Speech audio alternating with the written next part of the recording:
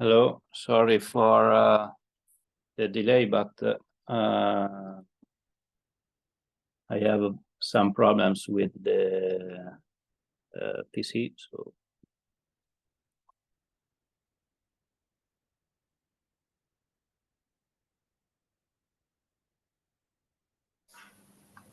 No problem at all. Good afternoon, Professor. hello.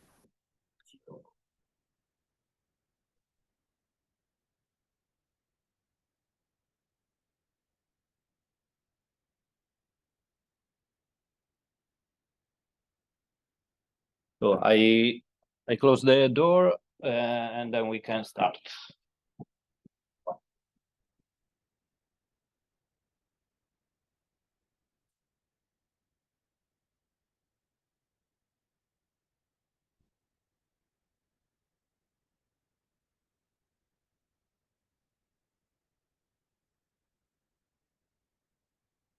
Okay.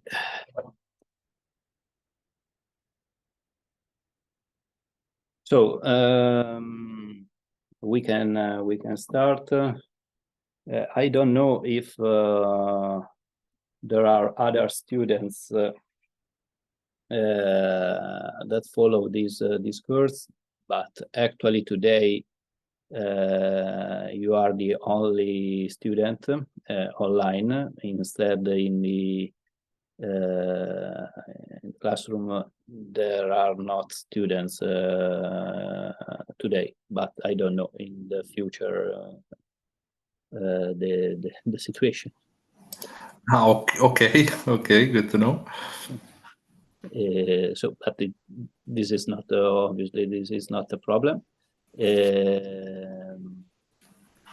So I think that you will follow only online, no? The future lessons. Correct.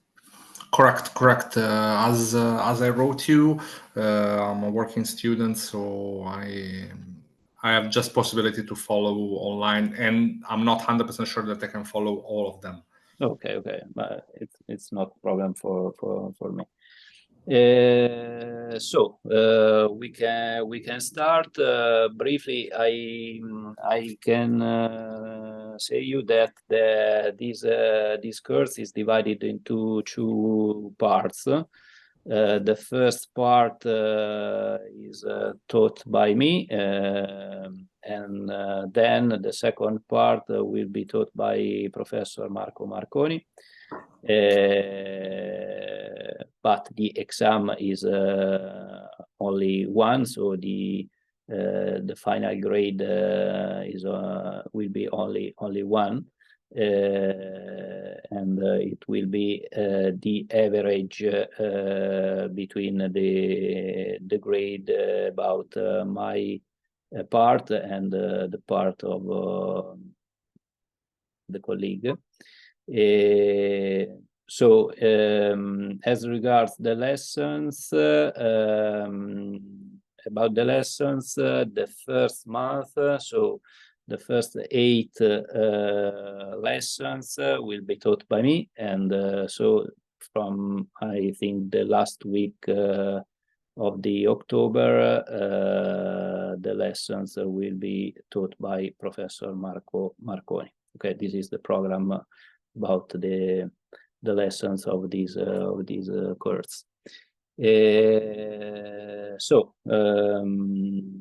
we can start in this first part of the course. We'll see a specific methodology in order to evaluate the environmental sustainability of products and processes.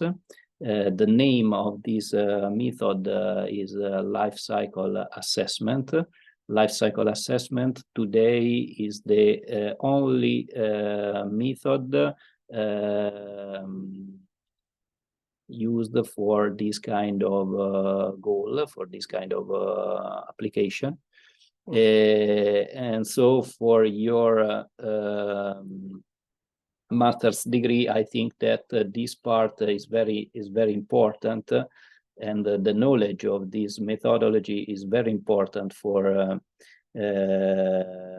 for your future work, for your future job, and so on. So life cycle assessment method is a method in order to evaluate only the environmental impacts associated to a product or to a process by considering all life cycle steps of a product. In which sense? When we evaluate the environmental impacts of a product,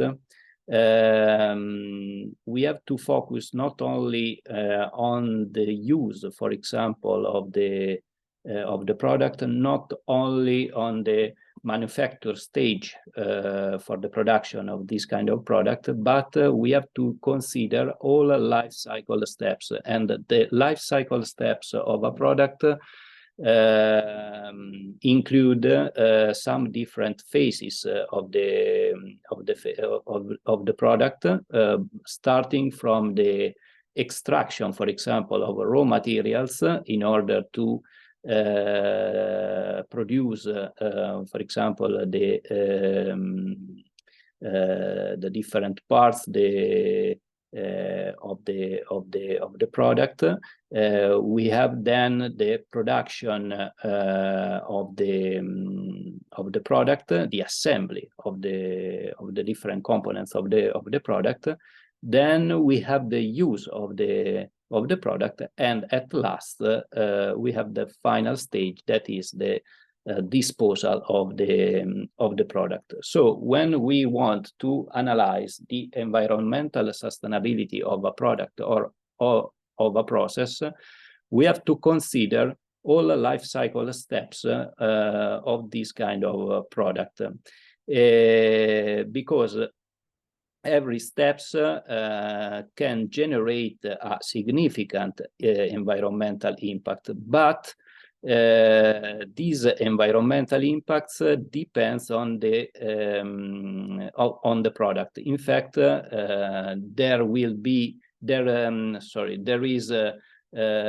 are some products for which the phase use is not significant for the evaluation of the environmental impacts. For example, I don't know, if you want to analyze the environmental impacts associated to a wood chair, for example, or a wood table, or another kind of product. In this case, the use phase of the product is not important in terms of environmental impacts.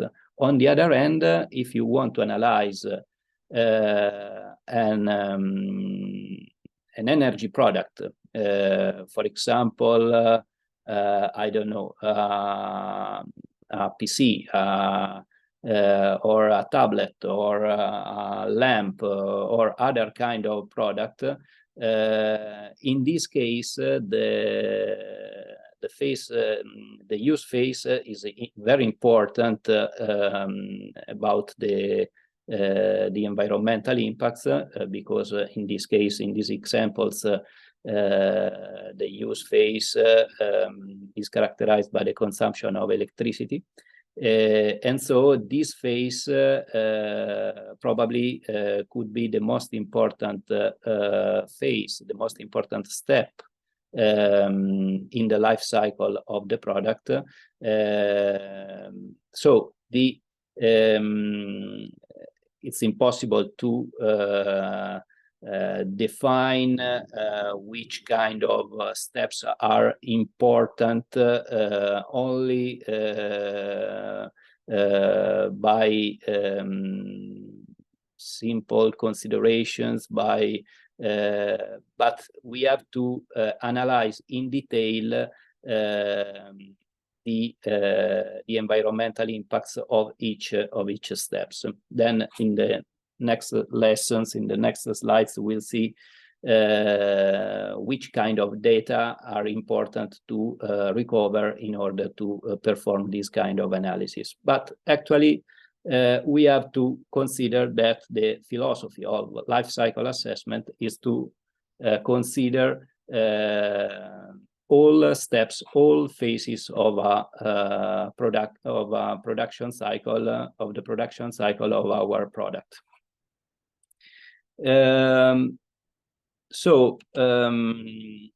In this second slide,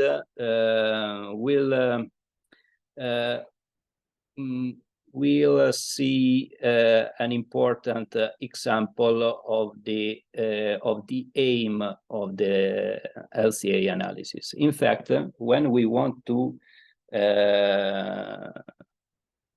when we refer to a sustainable product, actually in the market we can see different definitions of about the sustainability of a product. In fact, in some cases we can see, for example, the definition of recyclable material, recyclable product, or for example, lightweight product, or long-lasting product, or renewable product.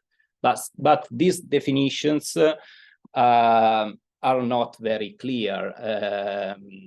In particular, it's difficult to understand if this kind of product is really environmentally sustainable.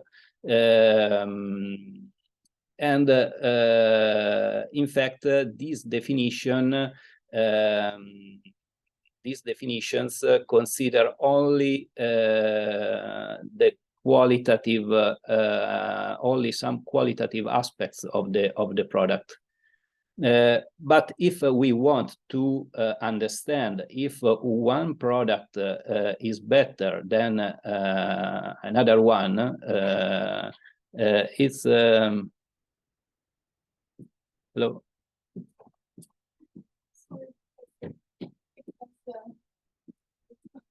We had a problem with the PC in the classroom 5. So came to class and didn't see anyone, so I thought that this week we also do not start. Yeah. But it's not a problem. We started a few minutes ago, so you know, it's not very important. But the problem is that I don't know if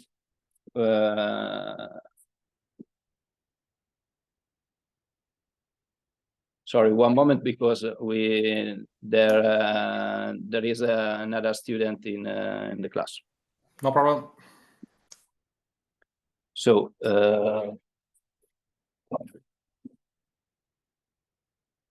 I don't know here what.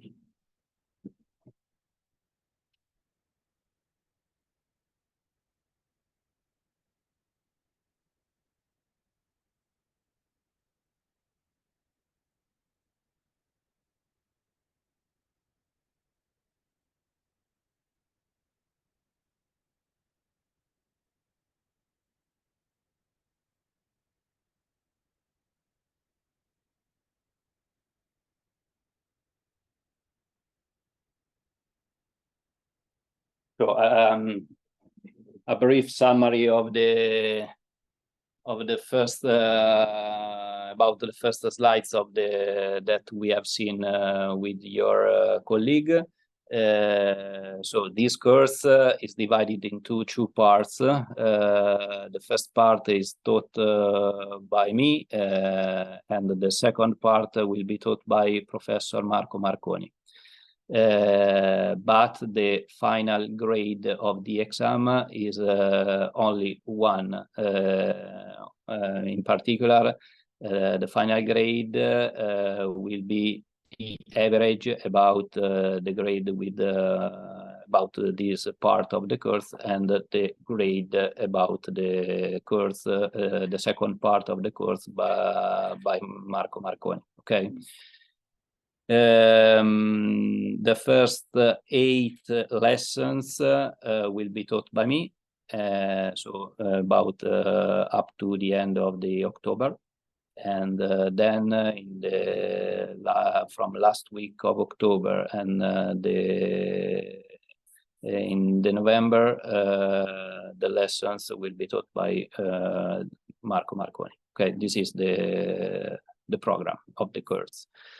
In particular, about this part of the course. In this part of the course, we'll see the characteristics of a methodology called as life cycle assessment methodology. This methodology is used actually in not only in Italy but also in European countries, in world countries, for the evaluation of the environmental sustainability of products and processes.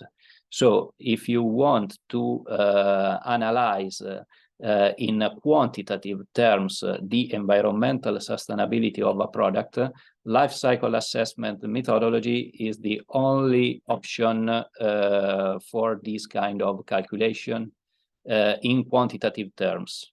Okay, this is the so in these 8 lessons we'll see the different characteristics of this kind of method. Okay, this is the aim of this part of the course. In particular, in this slide, this is the second slide. In this slide, we'll see the aim of the LCA. In fact, when we refer to an environmental sustainable material, an environmental sustainable product, typically, actually in the market, we can find different definitions of about the environmental sustainable material.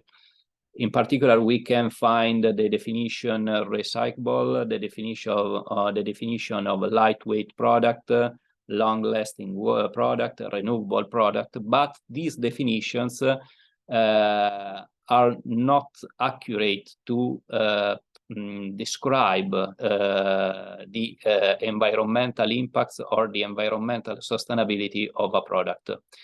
In order to reach this aim, this goal, we have to apply the LCA methodology. By applying the LCA methodology, we can quantify, we can calculate different numbers, and these numbers are referred to different environmental impacts associated to the product. One of these numbers, for example, is the most known environmental impact, that is climate change, greenhouse gases emissions. By applying the LCA methodology, we can calculate, for example, the greenhouse gas emissions associated to our product. This is only an example of the environmental impact that we can calculate by applying the LCA method. But we can calculate also other kind of environmental impacts. But these environmental impacts probably are less known than the greenhouse gas emissions. For example, other names, other environmental impacts are eutrophication, acidification. I don't know if you know these kind of terms, but in the next lessons we'll see the meaning of these terms. But the idea in this moment is to comprehend that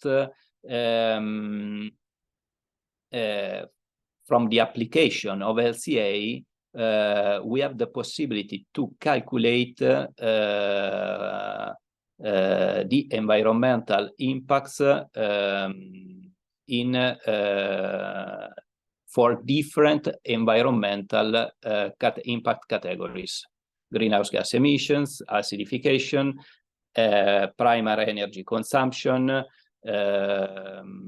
and so on. Okay, so by comparing the values, for example, in terms of greenhouse gas emissions, for the product A and a product B, we can define which kind of product is more sustainable than the other one. So by applying the LCA methodology, we have the possibility to compare and to identify the most environmental sustainable product in quantitative terms, not only in qualitative terms. And this is a fundamental topic in the environmental sustainability field, okay?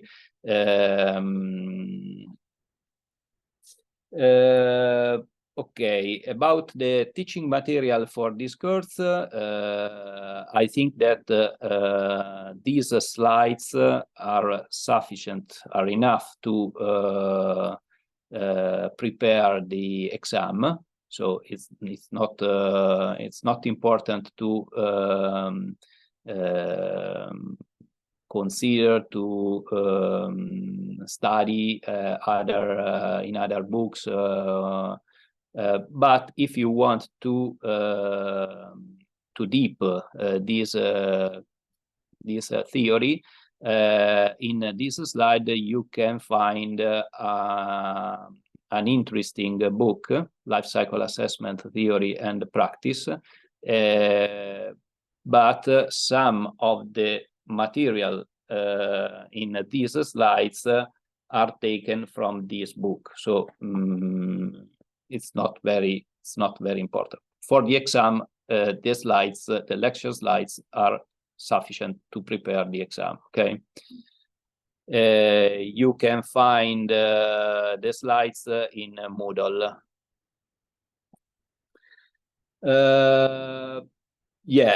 This is the learning outcomes at the end of the course. I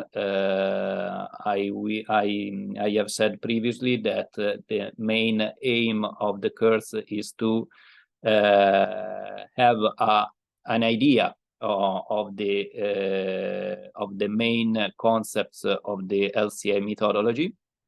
And in particular, we'll see also the technical ISO standard for carrying out an LCA study.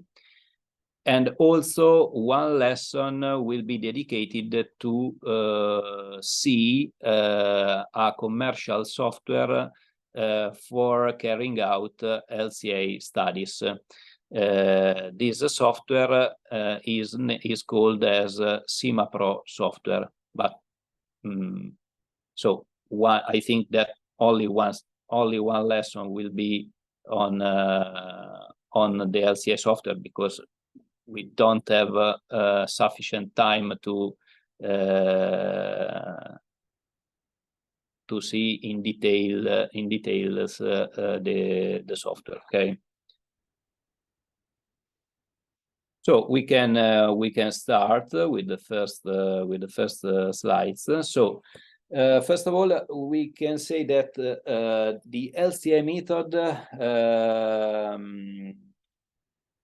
the first definition of LCA methodology was on 1990 by a Swiss society, SETAC, the Society of Environmental Toxicology and Chemistry, and the official definition of LCA is reported in this slide. LCA is defined as an objective process to evaluate the environmental burdens associated with a product, process, or activity by identifying energy and materials used and wastes released to the environment, and to evaluate the implement opportunities to affect environmental improvements. In this definition, we can understand which kind of data are useful to carry out an LCA study. In fact, in the next slides, we'll see these, but here we can say that if we want to analyze the environmental sustainability of a product, we have to recover several data about, in particular, two classes of data. The input data and the output data for each steps of a life cycle of a product. Which are the input data and which are the output data? The input data are the consumption of energy, the consumption of different materials useful for the production of our product. As regards the output data, instead, we have to collect data about the emissions associated to each step of the life cycle of a product, in terms of emissions into air, emissions into water, emissions into soil, and also the amount of wastes generated by each step of the life cycle of a product. So when we decide to carry out an LCA study, the most important step is this one, the collection of this kind of data in order to calculate the final environmental impacts. Okay. So in the next slides, we'll see an example about this. But from this definition, we can see which kind of data are important in the LCA analysis. This is the official definition, but the first application, the first attempt to apply and to carry out an LCA study was on 1969 by the Coca-Cola company. In fact, in 1969, Coca-Cola company wanted to evaluate the environmental sustainability of two different packaging for Coca-Cola: glass and this one, glass and plastic bottles. Okay, but in those years we didn't have a technical standard in order to carry out the LCA method. So this was only a first attempt by the company. And in that case, the aim of the Coca-Cola company was to identify which packaging was more sustainable by considering all steps of the life cycle of each packaging. So, for example, in this slide, you can see that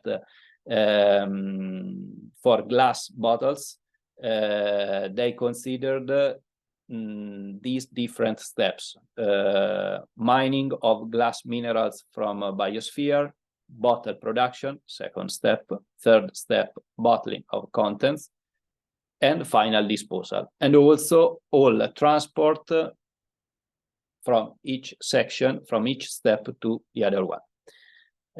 For plastic bottles, instead, the processes considered in the analysis were raw oil production, so the extraction of raw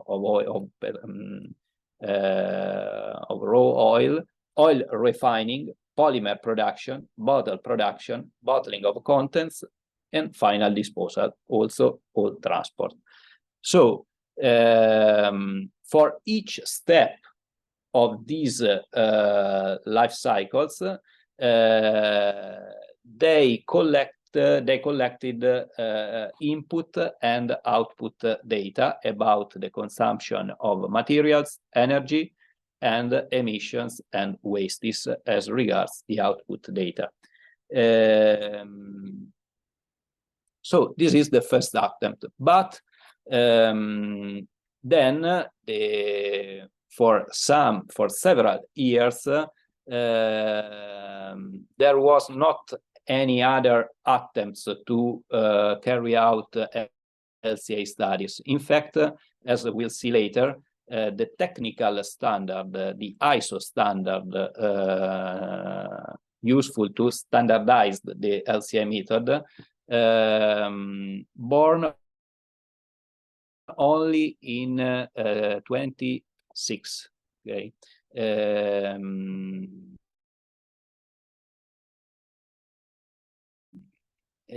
So only very several years than the first attempt by Coca-Cola. In this slide, you can see another important concept, another important topic about LCA. In fact, when we refer to the sustainability of a product, the sustainability of each product is should be considered three different fields: environmental sustainability, social sustainability, and economic sustainability. By applying LCA, we consider only one of these spheres, the environmental part, the environmental sustainability. But we don't consider, by the application of LCA, the other two, economic and social. If we want to determine, if we want to evaluate also the social sustainability or the economic sustainability of a product or of a process, we have the possibility to apply two similar methods, similar to LCA, but these two methods have two different names. In particular, for the evaluation of social sustainability, we can apply the social life cycle assessment method. And for the evaluation of the economic aspects, we have the possibility to apply the life cycle costing method. So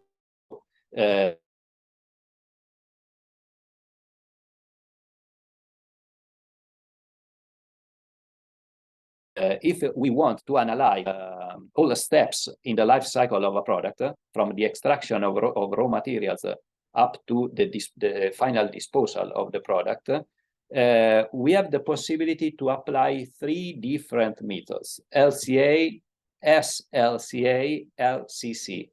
Okay. Only if we apply all these three methods, we can say, we can have an idea of the overall sustainability of our product. In this course, we analyze and we will see only the life cycle assessment about the environmental aspects, not for economic or social. This is an important consideration. This is an important point for the analysis of sustainability of a product. Okay, in this slide, we have another important concept. In fact, when is it important to apply the LCA method? we have two different kind of main applications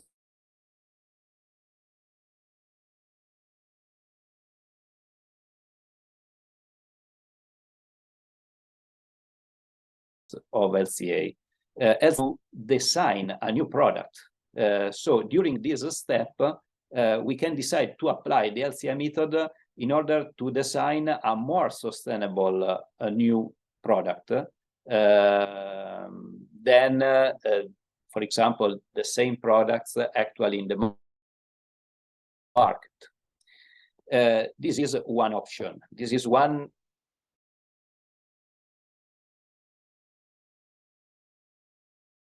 kind of application of LCA.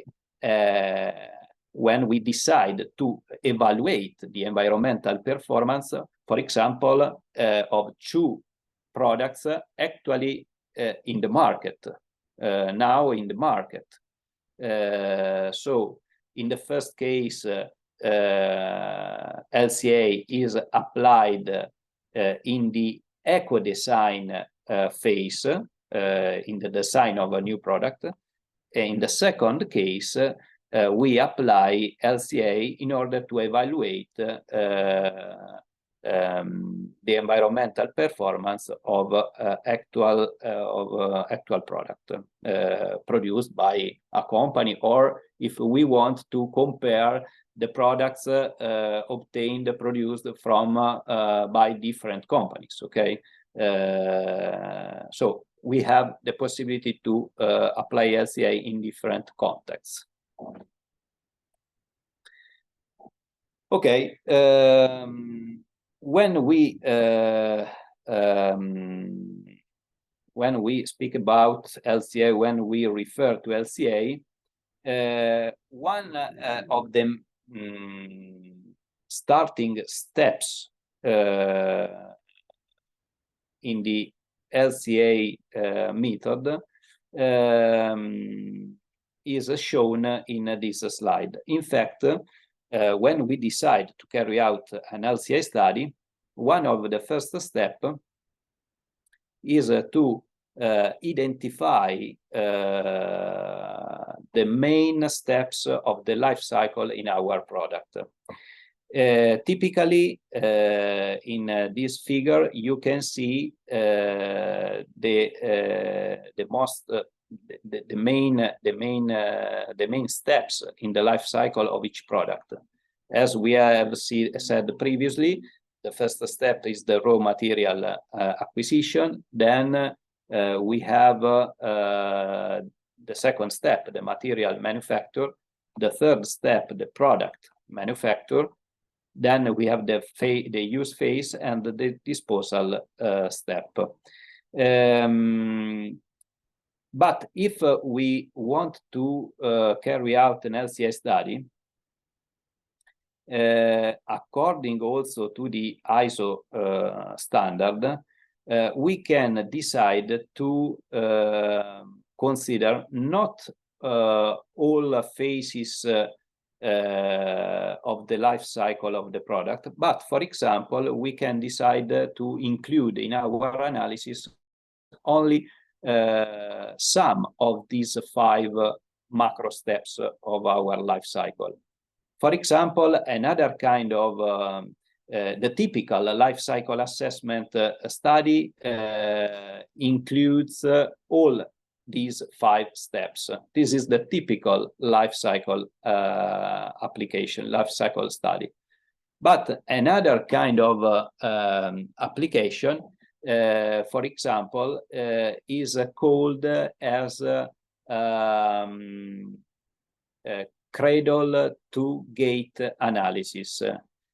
Cradle to gate analysis, the meaning of cradle to gate analysis is that in this case, we consider in our life cycle analysis only the first 3 steps by starting from raw material acquisition up to the product manufacture.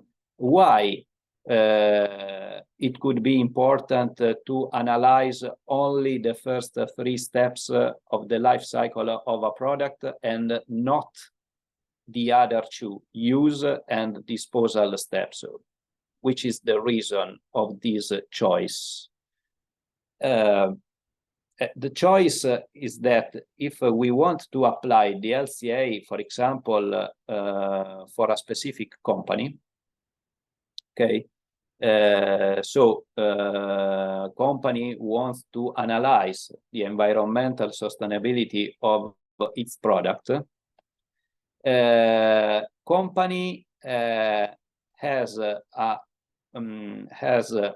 responsible for the first three steps of the life cycle of the product. Instead, company doesn't have responsibility for the other two steps of the life cycle. In fact, for example, in the use phase, when the product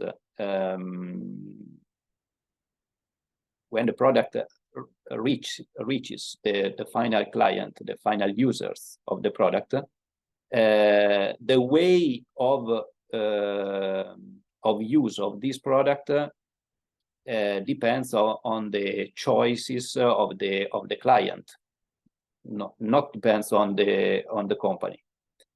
In the same way, the way of disposal of the product depends on the choices of the final client, depends on the countries, depends on the country where the client lives, no, and so on.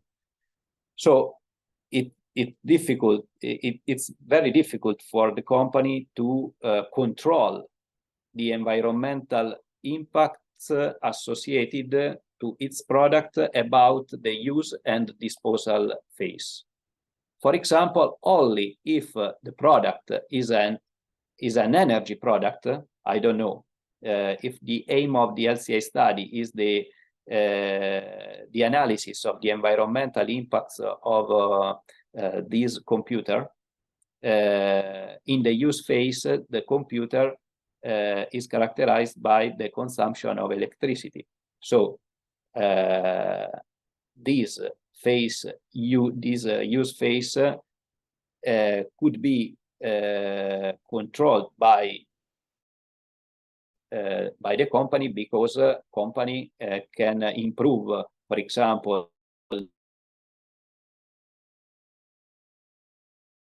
the yield, the performance, electricity consumption.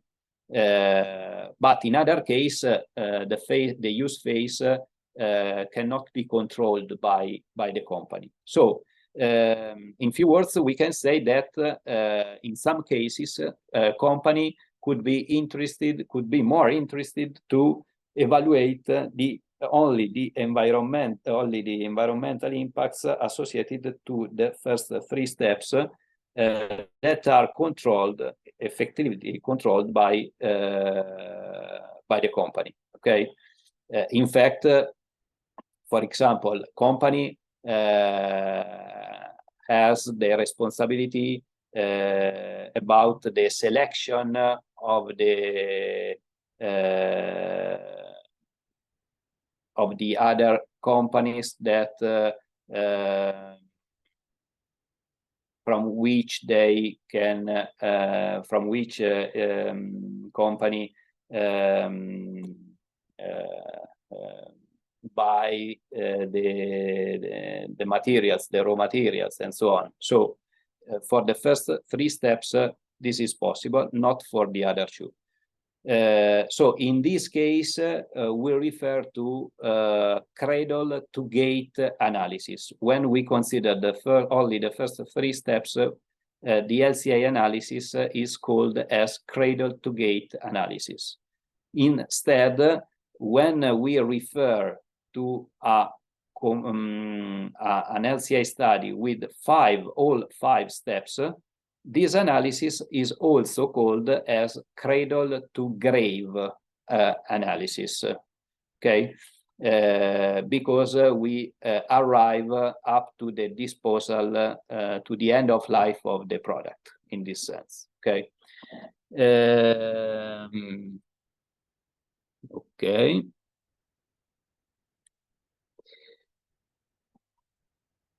In this slide, we'll see another interesting comparison between the two products. From this slide, we can understand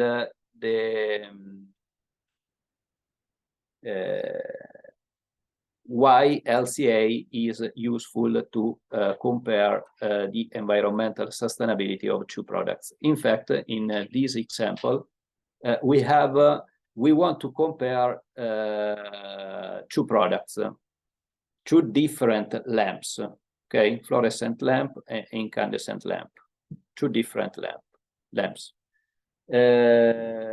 So we want to analyze, we want to define which model is better in terms of environmental impacts. So if we don't apply the LCA method, it's very difficult to answer to this question. One strategy, one option could be the comparison of the technical properties of these two different products. And for example, if we want to define which product is better, we can consider these four technical properties of the two products. For example, one possible property could be the power consumption of each lamp. In this case, 60 watt for the first lamp, 18 watt for the second lamp. By considering this parameter, which kind of product is better in terms of environmental sustainability? If we want to decide, if we want to define which product is the best, is better than the other, by considering the power consumption from this data, for you, which lamp is better, fluorescent or incandescent lamp, only according to the power consumption in terms of environmental sustainability? It's better the fluorescent lamp with 18 watt or the incandescent lamp characterized by a power consumption of 60 watt of electric power? Yeah, fluorescent lamp, because the electricity consumption of this of the lamp is calculated by multiplying the electric power by the operating hours. Okay, so if the fluorescent lamp is characterized by an electric power of 18 watt, it's obvious that its electricity consumption during the use phase will be lower than incandescent lamp. But if we consider the second parameter, lifespan, 1,000 hours for the first one, 5,000 hours for the second one. In this case, if we consider only this parameter, if we want to decide which product is better from an environmental point of view, which kind of product is better, fluorescent or incandescent lamp?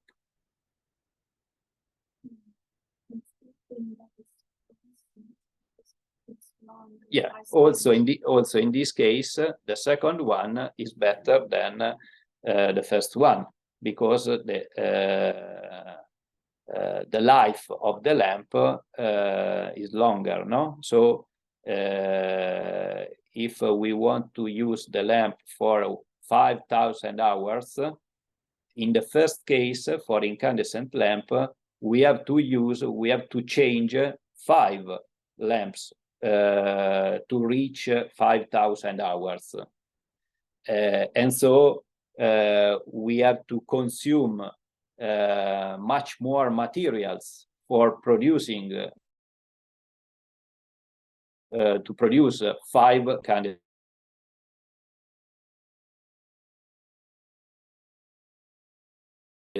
lamps. Okay, so also in this case, incandescent lamp is better than fluorescent lamp.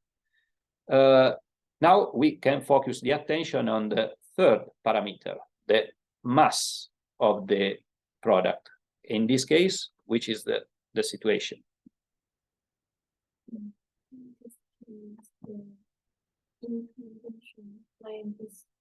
Consumption less compared to the resistance. So it's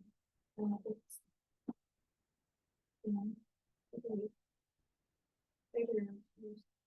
If we just consider it before, so we need to further use the interference. Yeah, in this case, incandescent lamp is better, no? In theory, is better than a fluorescent lamp because we have to consume less materials than for fluorescent lamp. So in theory, it could be better the first one, but obviously at this moment we don't know which kind of materials are used for the production of the incandescent lamp and fluorescent lamp, because if we want to consider the environmental impact, obviously different materials are also different in terms of environmental impacts. No, not all materials are equal in terms of environmental impacts, but by considering only mass, probably the second one is better. And according to the last parameter, mercury content, which is the better option? Yeah. In this case, also in this case, the first option is better than the second one, because at the end of life of the product, in the second case, we'll have a product characterized by more problems, for example, the disposal in a landfill due to a certain mercury content different to 0. So from this simple analysis, we can say that by considering only technical properties of these 2 products, it's quite difficult to define which option is better, because for the first 2 parameters, it's better the fluorescent lamp. For the other 2, it's better the incandescent lamp. If we want to answer to this question, the only way is the application of life cycle assessment method. You can think that the application of LCA is quite similar to a sort of black box. In particular, we have said previously that we have to collect several data, input and output data, and this long list of data should be put into a sort of black box, and from the output of this black box are the environmental impacts associated to our product. So actually, we don't know the meaning of this black box, but now it's sufficient to think that this long list of data are used by this black box in order to calculate the final environmental impacts associated to our product. This is the philosophy of life cycle assessment. We have to know the method, but we have to know also which kind of data are necessary for our analysis. But for this moment, it's sufficient to consider this aspect, this point. So here you can read the technical standards to carry out the life cycle assessment analysis, the life cycle assessment methodology to a product. In particular, we have actually two different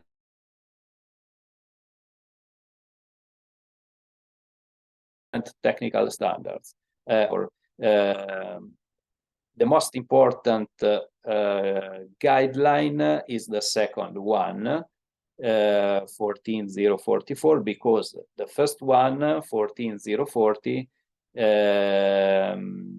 contains only definitions, contains only principle and framework of the LCA analysis. Instead, in the second one, we can find the explanation of the different phases of LCA.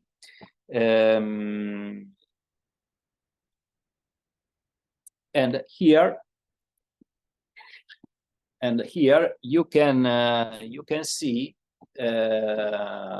the LCA framework from the ISO standard 14044. This slide is very important. This slide, in particular, this figure is drawn from the technical standard, and it's very important to understand the phases of LCA method. In particular, we can say that each LCA study can be divided into 4 steps. The first step is the goal and scope definition step. The second step is the inventory analysis step. The third step is the impact assessment step, method. And the last step is the interpretation step. Okay, these are the 4 steps of each LCA study. Now, in the next lessons, we'll see the details and the characteristics for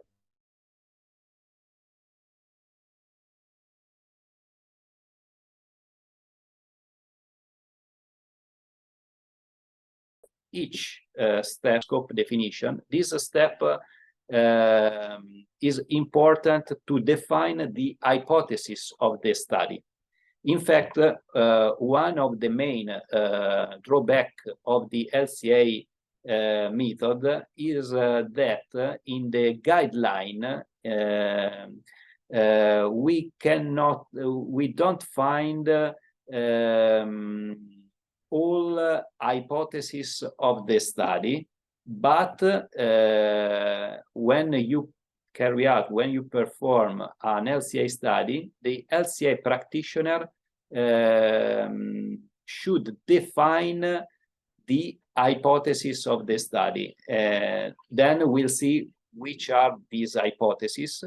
But this is one of the main drawbacks, because if we want to compare the results, for example, for the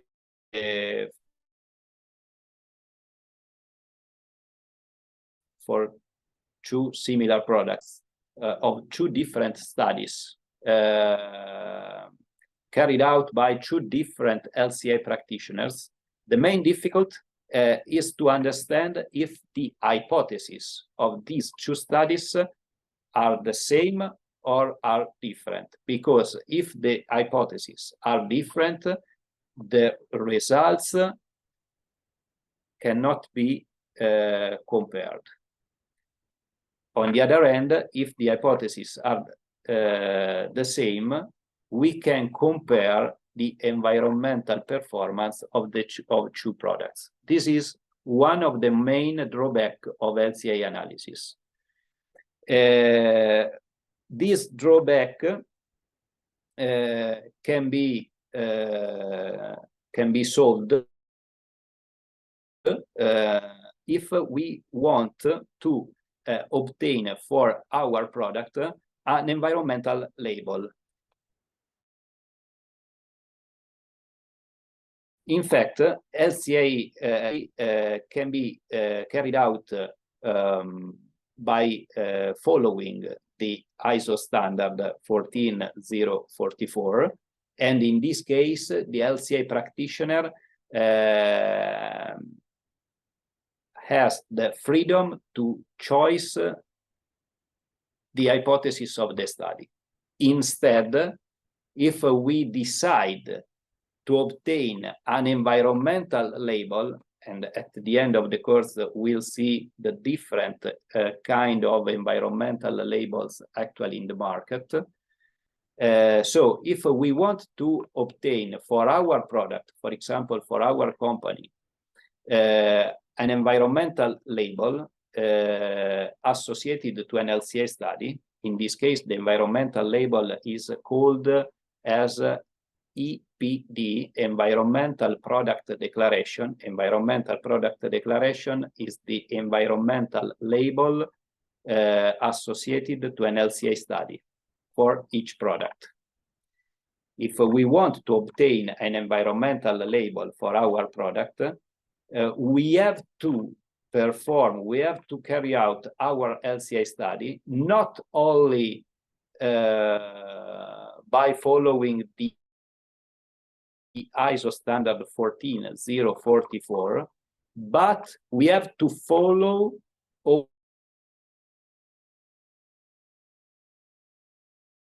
also another we can find. We have the definition of all hypotheses of the study. In this case, the LCA practitioner should follow these hypothesis. And in this case, if we want to compare two products characterized by that for which we have obtained environmental labels, in this case, the comparison is possible because the hypotheses are the same. Instead, if we want to compare two products but not characterized by an environmental label, it's important in the report of each LCA study to read the goal and scope definition section of the study in order to understand if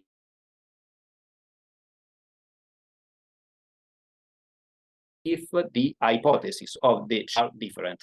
This is a very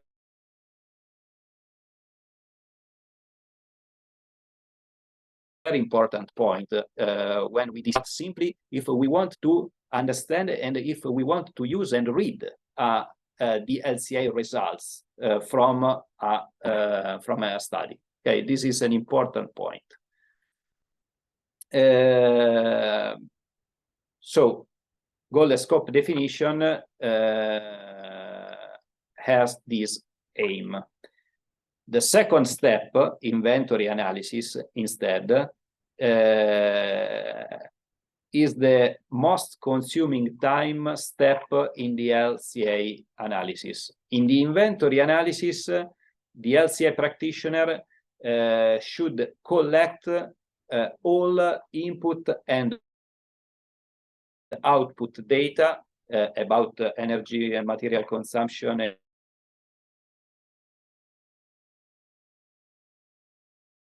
emissions, waste is associated to each. In order to collect this data, we have two different options. The first option is to use the so-called primary data.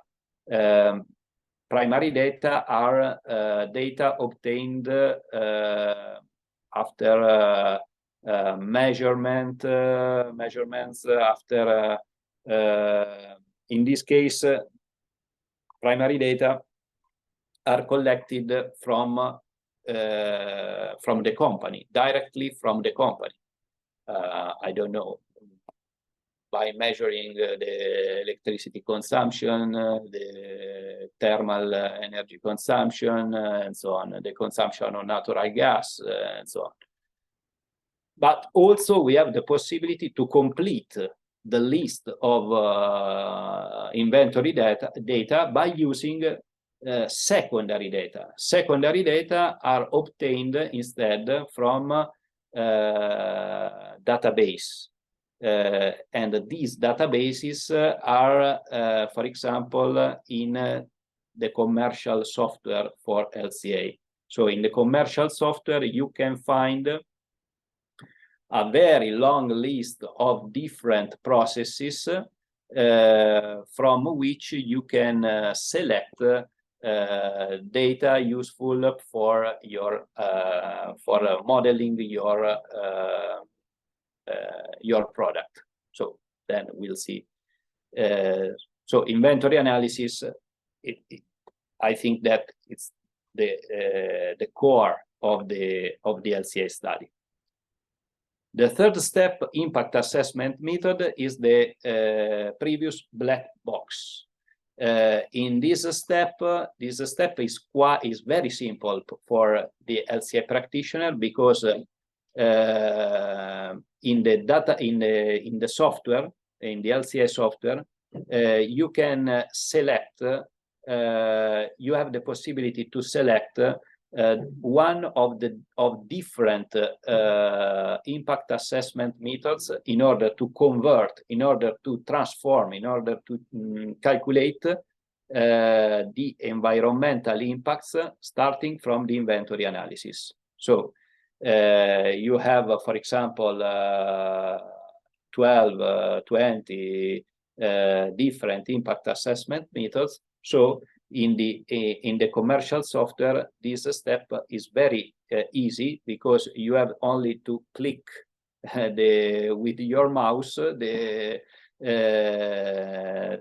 impact assessment method that you want to use for the calculation of the environmental impacts of your product. Also, in this case, if you carry out the LCA only according to the technical standard ISO 14044, you have the possibility to select one of these list of one of these environmental impact methods. If you have in the software 20 different methods, you can select according to your experience, according to the characteristics of your product. You have the possibility to select one of these methods. But each method is different from the other ones, because the calculation in order to convert the inventory data to the final environmental impacts are different for each method. So also in this case, if you want to compare two studies, two LCA studies, carried out only by following the technical standard, it's important to read which kind of method was used to calculate the final results, because the final results depends not only on the hypothesis of the study, but depends also on the method used for the calculation of final impacts starting from the inventory data. Even if, on the other hand, if you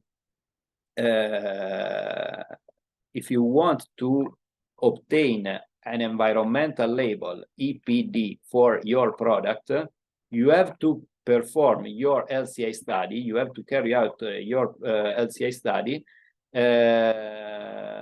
by selecting a specific environmental impact method. So in this case, the comparison between the two products with the environmental labels is possible because the results are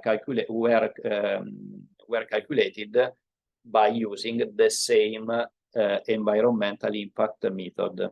Okay, this consideration is similar to the consideration for the goal and scope definition step.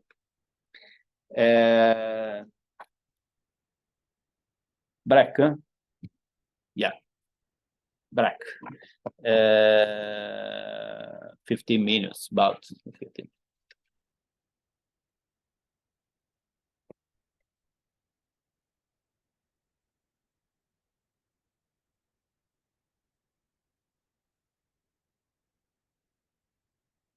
Do you know if there are other students?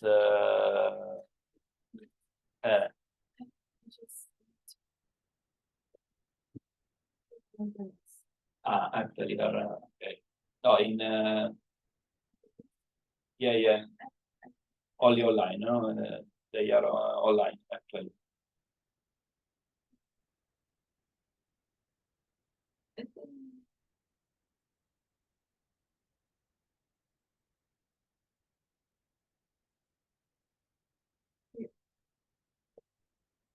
Okay.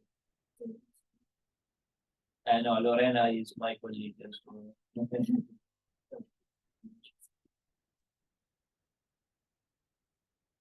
Okay.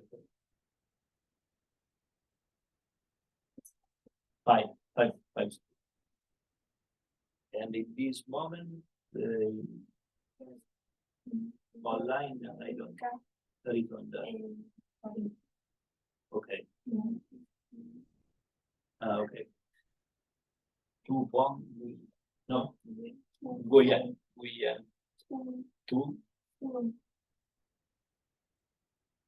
form. It's for most of the teacher From from Vietnam. Vietnam.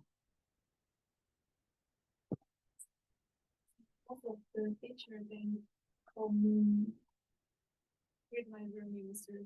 So, No, it's mm. in Nguyen. It's my family. Yeah. Okay. It's two.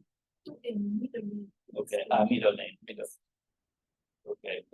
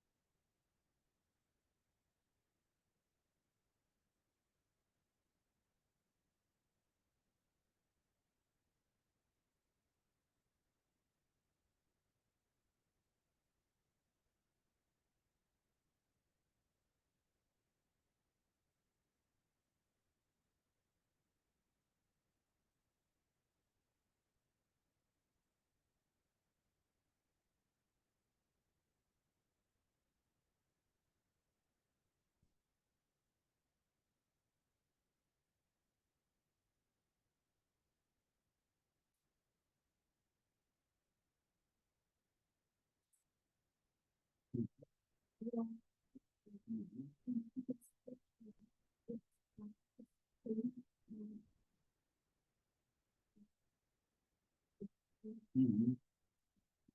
don't know.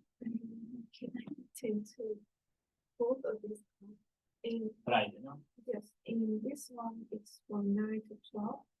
And for you is 10. It's like this thing is over. For the regular Tuesdays, I can attend to the But these courses are optional or not? It's, These exams are optional. I think this one is optional, but these two, it's I studied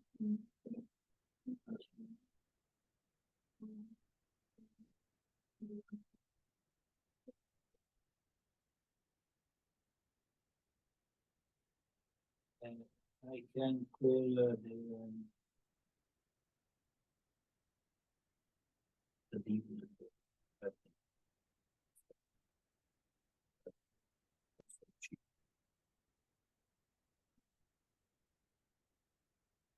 I don't know the reason of this.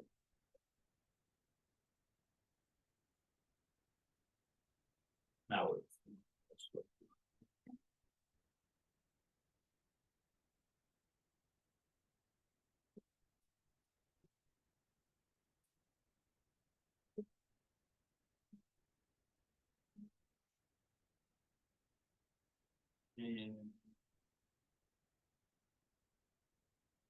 I don't know. Then I will try to call to Professor Cimini. Cimini, the professor.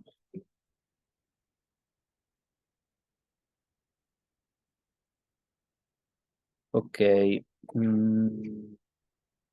So about the last step of the LCA. The last step is the interpretation step. Interpretation step is another important phase of LCA, because in the interpretation phase we have to evaluate the results obtained from the impact assessment method, from the application of the impact assessment method. And in this phase is a very important step, because from the LCA analysis, we can obtain, as we have said previously, we can obtain several impact results for different impact categories. But this is not the final aim of the LCA study, because the other important aim is to analyze which kind of processes are the most impacting processes for our LCA. So the final aim of the LCA study is not only to calculate, for example, the kilograms of CO2, so the greenhouse gas emissions due to our process, but it's important also to identify which kind of processes are the most impact processes for our LCA, in order to try to decrease, these environmental impacts. And this analysis should carry out in the interpretation step of the LCA. Also, another important kind of analysis in the interpretation step is the sensitivity analysis. Do you know this term, sensitivity analysis? sensitivity analysis is applied not only in the LCA field, but also in other contexts. In this case, in the case of LCA analysis, sensitivity analysis is useful when you have used in the inventory analysis, in the inventory data, you have used some data characterized by a certain grade of uncertainty. If you have in your long list of input and output data some data with a high grade of uncertainty, and if you in the interpretation step, if you have obtained that, for example, some of these uncertainty data are responsible for a large fraction of the environmental impact, the interpretation of your results is not quite easy, because your results are mainly influenced by uncertainty data, uncertain data. And so in these cases, it's important to apply sensitivity analysis. In the sensitivity analysis, the aim is to change the values of these uncertainty data by identifying a range of variability from a minimum value to a maximum value. For example, if in your process you have a step about the cutting of wood, I don't know, for cutting of your piece of wood, you have estimated an electricity consumption of, I don't know, 5 kilowatt hours of electricity for cutting your piece of wood. But this value was obtained as only as an estimation, not from a measurement. So you have obtained that this consumption of electricity represents, I don't know, 90% of the overall environmental impact for your product. So in this case, it could be interesting to recalculate the environmental impact of your product by changing the value of this data. For example, in literature, you have found that for cutting wood, the minimum value of electricity consumption, I don't know, is 3. The maximum value is 10 kilowatt hours. So you can repeat the calculation of the environmental impacts by considering one time 3 kilowatt hours for this data, and then by assuming 10 kilowatt hours for this kind of data. You can recalculate the final environmental impacts, and if you find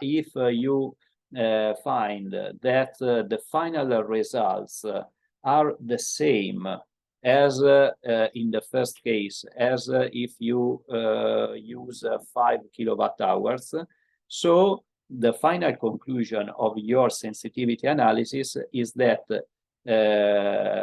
this data is an uncertainty data, but its value not influencing the final results or not influences the final results of your study.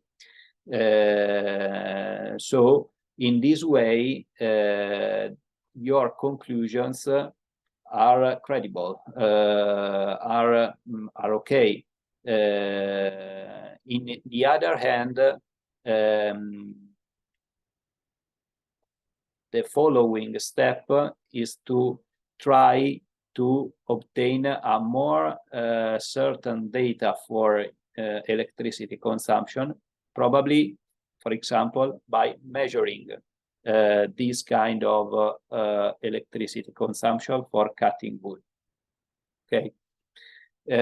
So the sensitivity analysis is this one. Changing the input,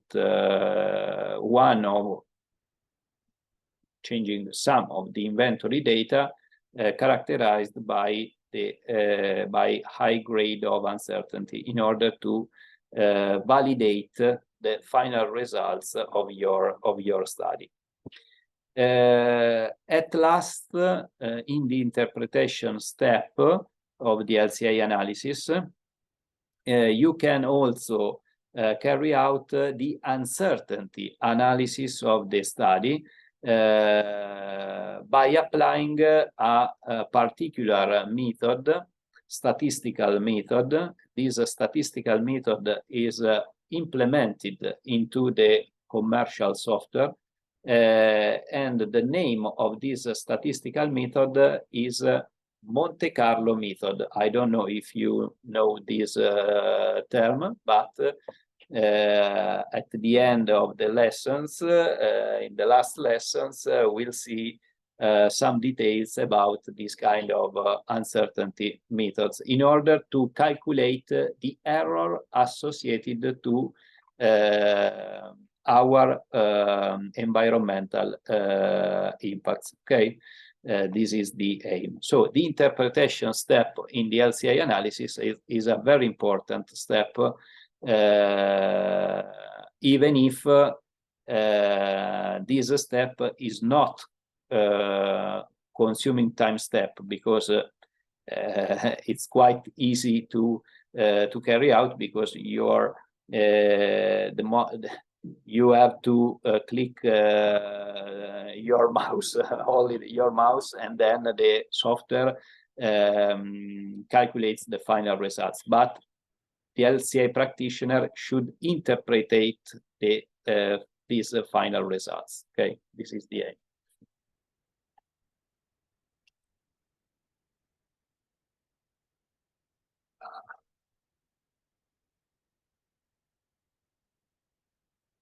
Okay. So first, before the analysis of the first step in goal and scope definition, it's important to introduce some key concepts when we speak about when we refer to the LCA method.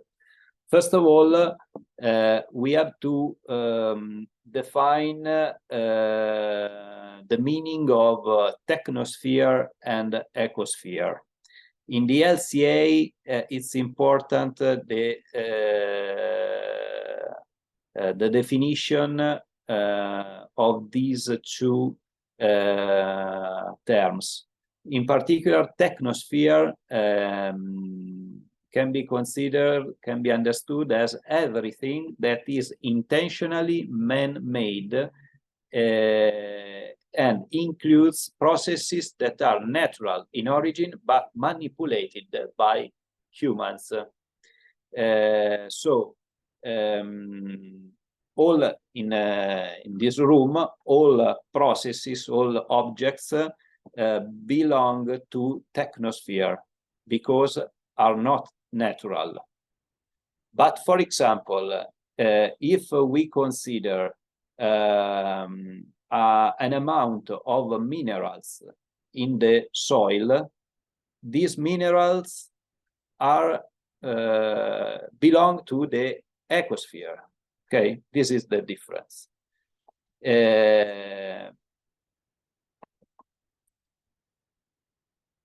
So the ecosphere is referred to as the environment or nature and can be understood as everything which is not intentionally man-made. At the end of this slide, we can read an interesting example about this. In fact, natural reserves and undeveloped land belong to the ecosphere, but the transportation and tourism infrastructure going through them belong to the technosphere. Okay, so this is the main difference. But when we model a product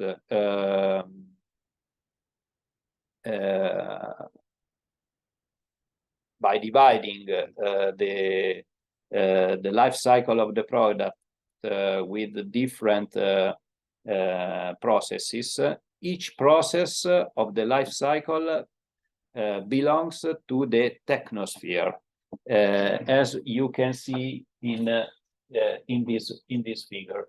In this figure, for example, these building blocks are the building blocks of the life cycle of your product, from raw material extraction to final disposal of the product, for example. Okay, now these building blocks are blank, but could represent the building blocks of a life cycle. So, for example, if we consider this building block, from this building block, we have this line. This line could represent, for example, an emission into air due to, I don't know, a fuel combustion, due to another industrial process, I don't know. In this case, this emission, for example, into air, this emission the final destination of this emission is not in technosphere, but is in ecosphere, because the emission will be dispersed into atmosphere, and so this emission, the final destination of this kind of emission will be nature, will be ecosphere. Okay, so in a typical scheme of your life cycle, you have all the building blocks inside the technosphere, and then you could find some lines as regards emissions. These lines are referred to emissions, or this one. In this case, for example, you have the use of a natural material, for example, a mineral. And in this case, you bring a natural resource from ecosphere to technosphere for your process. This is the idea of this difference, of this distinction between technosphere and ecosphere in LCA.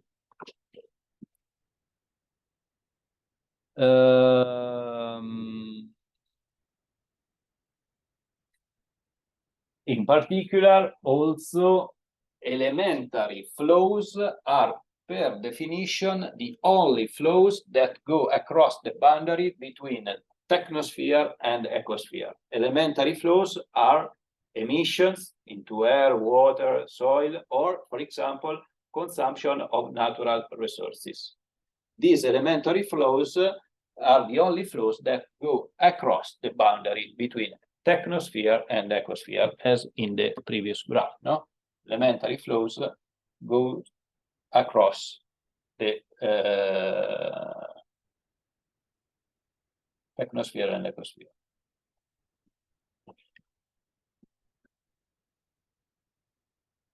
Other important definition in LCA is the definition of unit process.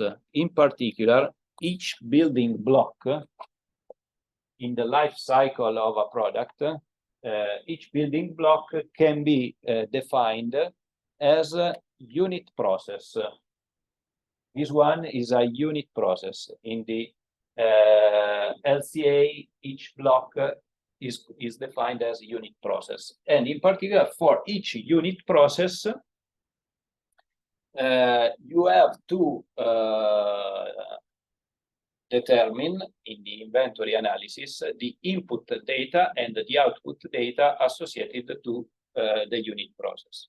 Unit input data, we have said previously, are materials, energy, natural resources. In this case, natural resources are these ones across the boundary between technosphere and ecosphere.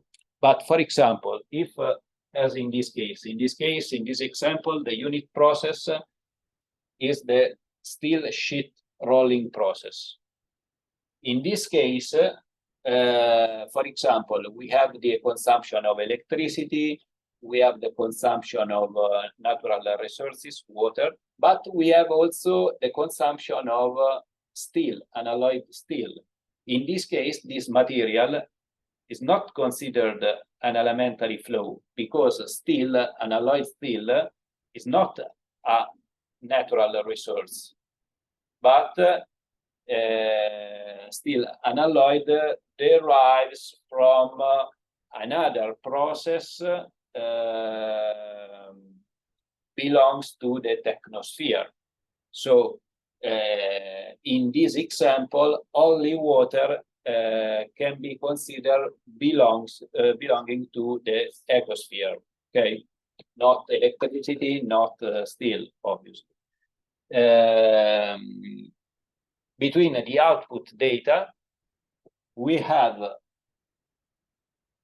the waste, the amount of waste is generated by the steel sheet rolling. In this example, mineral oil, and in this case, mineral oil should be disposed, for example, in a landfill, I don't know, or in another way. Then we have emissions into air, water, soil. These emissions are elementary flows for the previous reason, because, for example, in this case, the emission associated to this process is the emissions of particulate matter to air.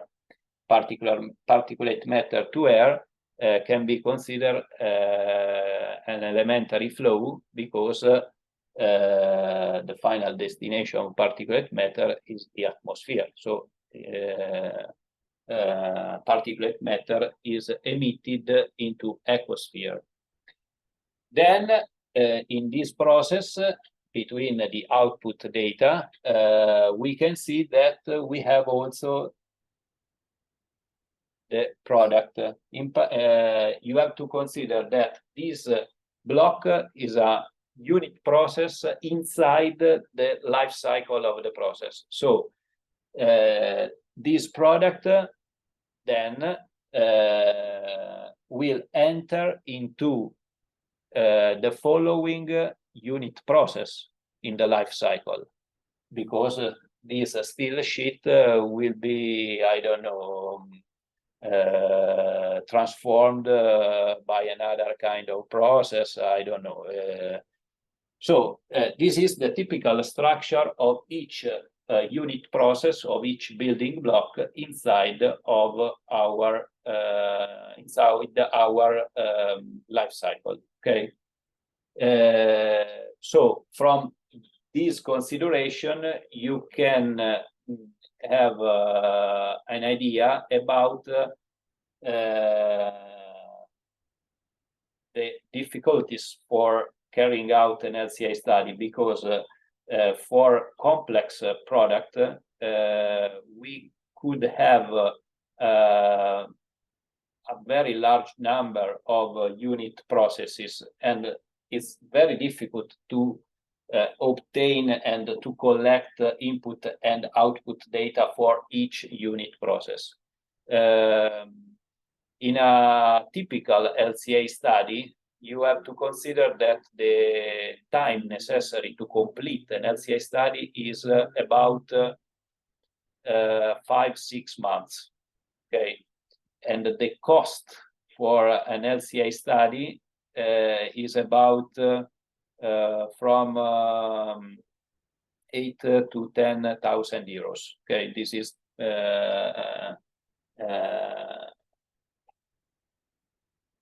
only to have an idea of the difficult to carry out this kind of analysis. Okay.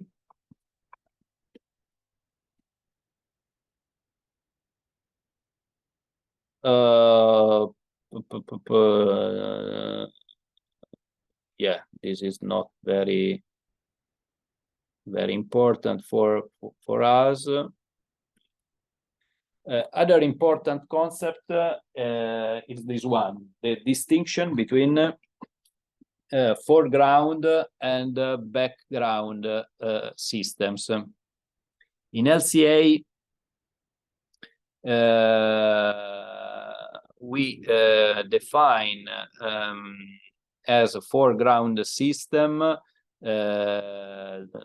all the processes that are specific to our product. The meaning is that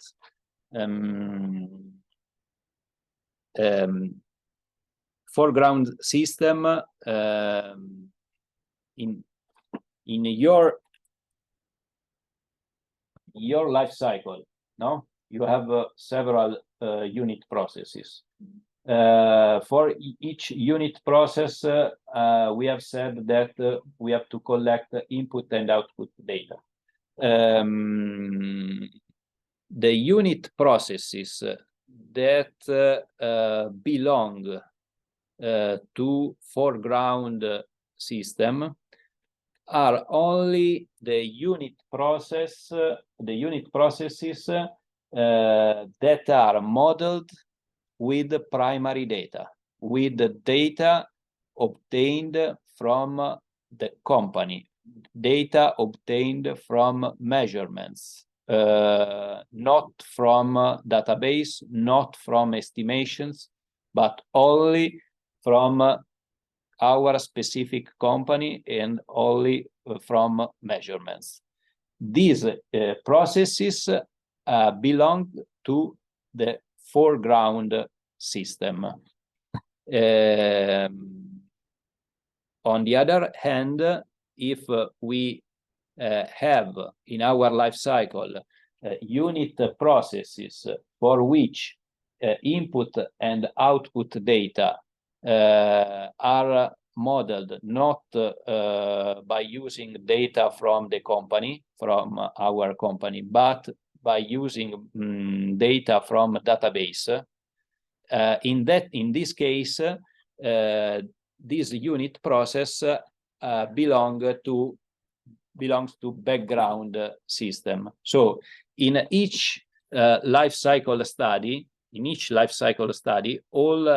also in the professional LCA study, in all cases, we have some processes that belong to background system and other processes that belong to foreground system.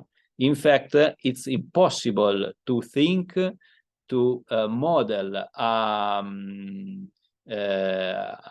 an LCA, a life cycle of a product, only by using primary data from our company. But in all LCA study, we have to consider also that some unit processes will be modeled by using data from database. If you consider, I don't know, the LCA for your smartphone, no? And in particular, the company wants to analyze no, the environmental impacts of this kind of product. It could be easy to obtain primary data from the company for the unit processes that inside the gate of the company, that happens inside the gate of the company. For example, the assembly of the different parts of the smartphone, I don't know. But in the life cycle of your smartphone, you have to consider that you have also other unit processes before the assembly of the different components, the different parts of the smartphone. For example, the production of the different materials. Okay, so it is very difficult to think that it would be possible to obtain primary data also for the unit processes for the production, about the production of each material, because I have to require this data to each company that produces each kind of material. So in this case, if we want to model the input and output data for the unit processes about the production of single materials, probably the only way is to obtain this data from a database. In a database, I don't know, we have the possibility to find a process for the production of 1 kilogram of copper, for example. So by opening the process inside the software about 1 kilogram of copper, you have the possibility to find all input and output data for the production of 1 kilogram of copper. This process, this unit process, in this case, belongs to the background system, because this process will be modeled by using database. Instead, for all processes inside the boundaries, the gate of the company, all these unit processes will be modeled by primary data, because I have the possibility to obtain the real electricity consumption, the real consumption of other materials, and so on. For example, another example of a process belonging to the background system in all LCA is the process about the electricity production. In fact, if in our process we have a consumption of electricity, it's impossible to think to model the input and output data for the production of electricity by using primary data. Because, for example, if we have our smartphone, the company, the location of the company is in Italy, I don't know.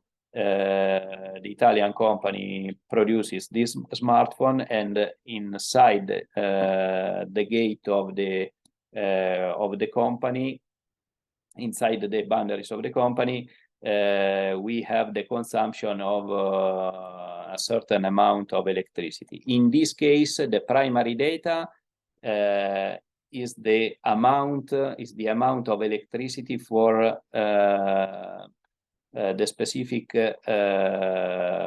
operation, the specific operation for assembling the smartphone. But it's important also to, when we perform the LCA analysis, to identify the environmental impacts associated to the production of electricity. In this case, we use the database because it's very difficult to create the input and output data for the production of 1 kilowatt hour of electricity.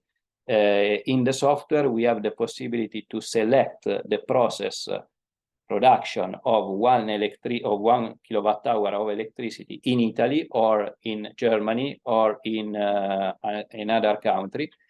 And in this process, we have the list of input and output data for 1 kilowatt hour, for the production of 1 kilowatt hour of electricity. So in summary, we can say that in all LCA, in each LCA study, the unit processes, fraction of unit processes are modeled with primary data, and so they belong to foreground system, and the other unit processes are modeled by secondary data, and in this case they belong to background system. Okay, this is the difference inside the each LCA study.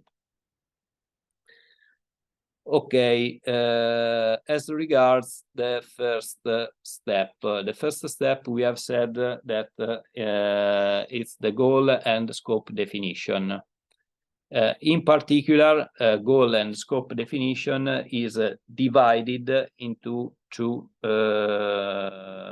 goal definition and scope definition. As regards the goal definition, according to the ISO standard, we have to define these 6 points. Some points are important, other points are less important. So the reason of the study, the information expected to obtain, how it's going to be used, the LCA study, the audience of the study, of the report, the analysis of the scope, and the limits of the system.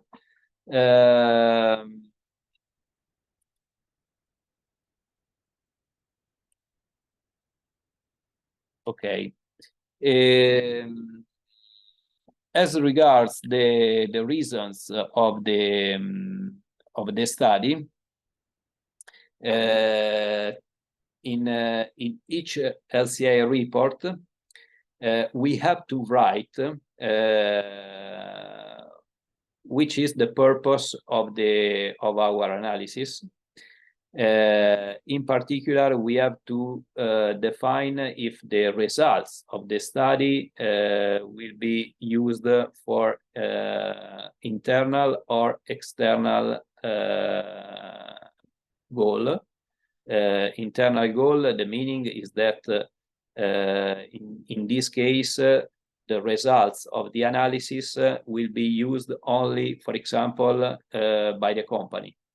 On the other hand, if the purpose of the LCA study is an external purpose, in this case, the final results will be used, for example, for market, for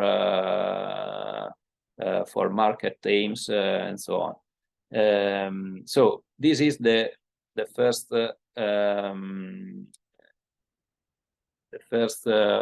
point in the definition of the goal.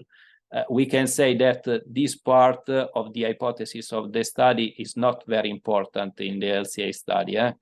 The most important point is the scope definition, not the goal definition, because the goal definition it's quite obvious in some cases. Okay. Then we have to define the intended applications of the results. In this list, you can see the different possibility, the different applications of the LCA results. For example, the LCA results can be used to compare environmental impacts of specific goods in order to identify the parts of a product system that contribute most to its environmental impact, to evaluate improvement potentials from changes in product designs, as we have said previously. Also, for example, another possible application of the results is to obtain a NECO label, an environmental label, no? As we have said previously, the EPD, the Environmental Product Declaration. So the definition of the intended applications is important because obviously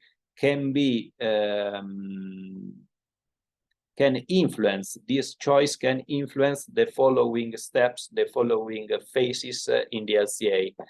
For example, the definition of the scope and the inventory analysis. So here it's important to define the intended application. We can see the last slide for today. Another point in the goal definition is the declaration of the limitations due to methodological choices. This aspect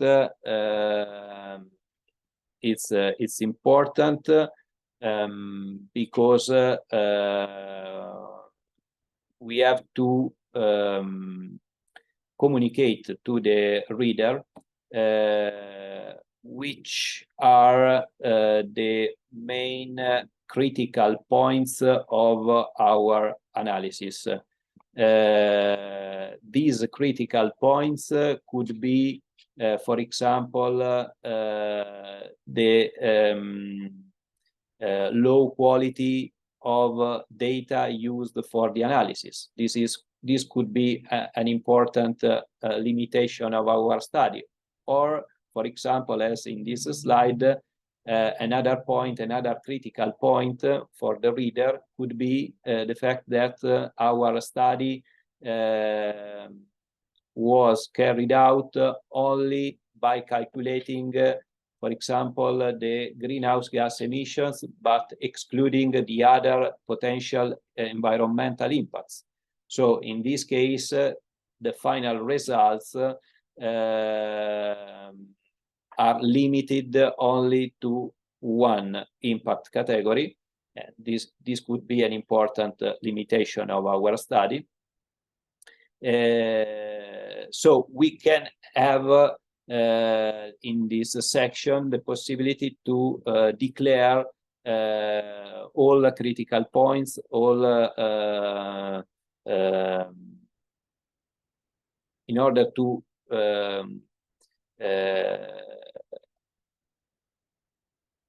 stress how that limits the interpretation of the results. Okay, so I think that for today it's all. I can recall Professor Cimini for the no. No, but tomorrow I think I will recall him, but for the moment the lesson on Friday is on 10. I don't know if I